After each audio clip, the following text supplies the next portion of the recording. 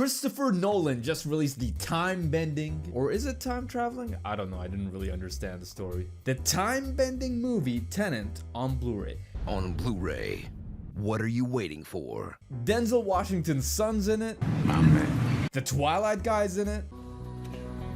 That's Edward Cohen. He's totally gorgeous, obviously.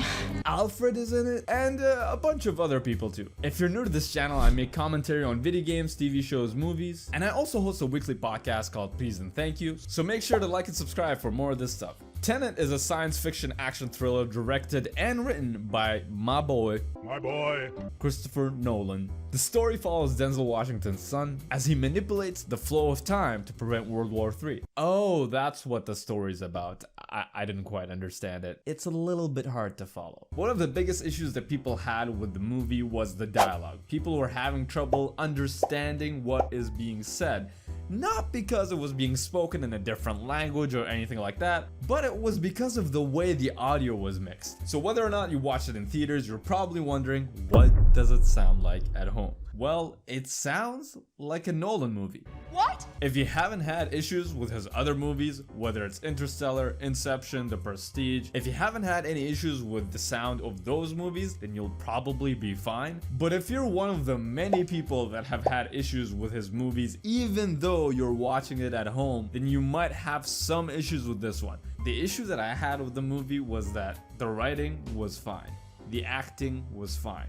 And that's the thing, they were just fine. Which isn't exactly a good thing, because it's a Christopher Nolan movie. Interstellar wasn't just fine. Interstellar took you on a journey. It was an emotional roller coaster that transported the audience into the space-time continuum and blew your brains into different dimensions with knowledge about sciencey stuff like space, wormholes, physics and shit, and made you feel kinda smart. The visuals and sound gave you an ear and eyegasm all at the same time. The acting, the music, the visual spectacle, everything was a 10 out of 10. And it taught me that love transcends time and space. Love is the one thing we're capable of perceiving that transcends dimensions of time and space. Personally, even listening to it at home, I still felt like the soundtrack was overpowering the actual dialogue. I was gonna have subtitles on anyway, but I felt like if I didn't have subtitles on, it was gonna be a problem for me to follow what was being said. So I already made a video about why it would suck if theaters were to close. After finishing this video, you can check that one out. I know that no one can really go back in time if you haven't watched it in the theater yet. We have to go back, Kate. But the best part of Tenet is the visual spectacle, the music, the set pieces, all which is amplified by tenfolds in a theater.